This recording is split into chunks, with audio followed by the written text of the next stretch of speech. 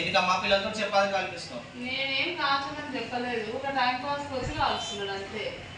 రోజు మేమే చేపిస్తాం సార్, మేము ఉన్నాను వాళ్ళతో నేను పని చేపిస్తాను చెప్పు. చూస్తున్నా కానీ నా కళ్ళతో అదే చూసినావు కాదంటే కానీ ఇంత టైం పాస్ వచ్చి గోల్ పెట్టుకుని అక్కడ కూర్చున్నాడు గేమ్స్ ఆడడానికి వచ్చారా లేకపోతే చదువుకోనికి వచ్చారా చెప్పాలి కాల్చడానికి వచ్చారు. ఇంతసేపు నేనే జస్ట్ ఇప్పుడే వచ్చిండు ఆ బాబు, మీరు ఎంత వస్తున్నారు ఇంతసేపు అలా అంటే నేనే ఇంతసేపు. సరేలే కానీ ఫుడ్ ఎట్లా పెడతారు హాస్టల్లో? మెనూ మెనూ ఏడుంది, మెనూ బోర్డు ఏడుంది ఇలా హాస్టల్లో మెనూ బోర్డు ఏడుంది సార్? సార్ పిలుస్తారు.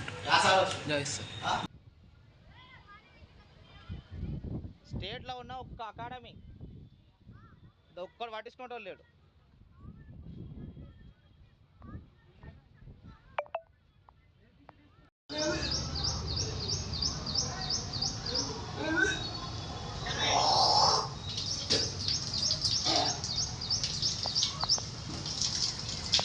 మనం హాకీ అకాడమీలో చూసినట్లయితే అంటే ఈ ఏరియాలో వర్షం రావడం వల్ల వాటర్ కురుస్తుంది, మాకు ఇబ్బంది అవుతున్న క్రీడాకారులు వేస్తారు.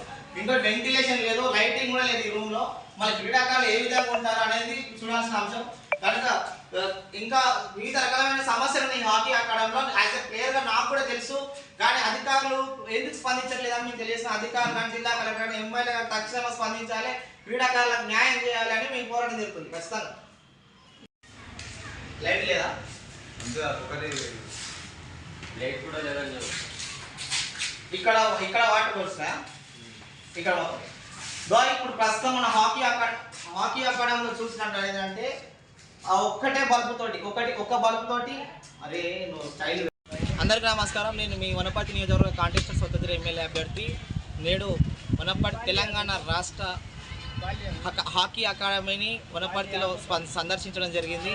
తెలంగాణ రాష్ట్రంలోనే ఏకైక హాకీ అకాడమీగా పేరు తెచ్చుకున్నటువంటి ఈ హాకీ అకాడమీలో మరమ్మతులు కరువైనాయని మన దృష్టికి రావడం జరుగుతుంది. ఇక్కడ క్రీడాకారుల కనీస వసతులు లేవు, అలాగే ఇక్కడ వాష్రూమ్స్ కూడా పబ్లిక్ యూజ్ చేస్తున్నారు, వాష్రూమ్ సమస్య ఉంది. ఇక్కడ పోస్ట్ మార్టం ఉండడం వల్ల ఆ పోస్ట్ మార్టం వల్ల శవాలు కులిపోయిన స్మెల్ కూడా పిల్లలకు క్రీడాకారులకు వస్తున్నారు. మన దృష్టికి క్రీడాకారులు తీసుకొస్తున్నారు.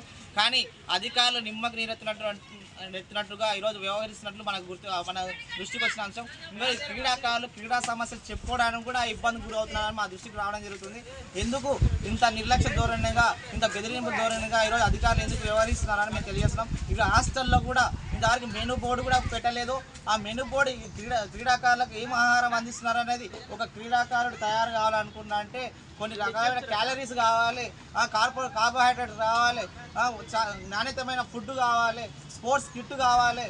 ఇవన్నీ ఉంటే నిజమైన క్రీడాకారులు ముందుకు వెలికియడానికి అవకాశం ఉంది. తెలంగాణ రాష్ట్రంలోనే వివిధ జిల్లాల నుంచి ఈరోజు అనేక రకాలైన జిల్లాల నుంచి కూడా ఈరోజు క్రీడాకారులు వనపర్తి నియోజకవర్గంలో వచ్చి అకాడమీలో నివసిస్తున్నారు.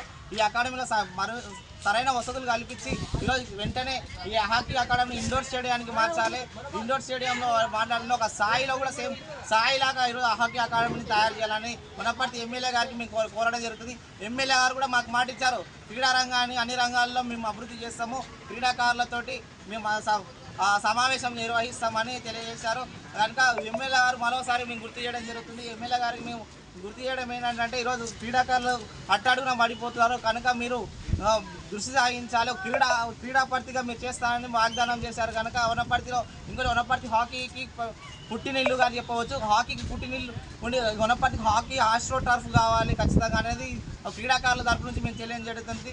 కనుక హాకీ ఆస్ట్రో టర్ఫ్ దృష్టిగా గౌరవ ఎమ్మెల్యే గారు దృష్టి సాగిస్తారని కోరడం జరుగుతుంది. అలాగే నూతన ప్రమాణ స్వీకారం చేసినటువంటి శాట్ చైర్మన్ కూడా మేము విన్నవించుకుంటున్నది ఏంటంటే వనపర్తిలో ఇండోర్ స్టేడియాలు ఉన్నాయి, క్రీడాకారులు ఉన్నారు, తెలంగాణ రాష్ట్రాల నుంచి వివిధ జిల్లాల నుంచి వచ్చిన క్రీడాకారులు ఉన్నారు. ఆ క్రీడాకారులకు లబ్ధి చేకూర్చే విధంగా వనపర్తి విద్యలో క్రీడా రంగాల్లో అన్ని రంగాల్లో ముందుకు పోయే దిశగా ఈరోజు ఎమ్మెల్యే గారు శాట్ చైర్మన్ గారు చొరవ దొరుకుతారని మేము ఆశాభావం వ్యక్తం చేస్తున్నాం. వనపర్తి అభివృద్ధికి మేము అన్ని విధాలుగా సహకరిస్తామని మేము తెలియజేస్తున్నాం.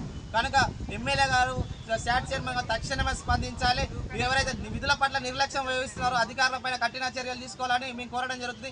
క్రీడాకారులకు వీలైనంత వరకు నాణ్యతమైనటువంటి ఫుడ్ అందించాలి, క్రీడాకారులకు మౌలిక వసతులు కల్పించాలని మేము కోరడం జరుగుతుంది.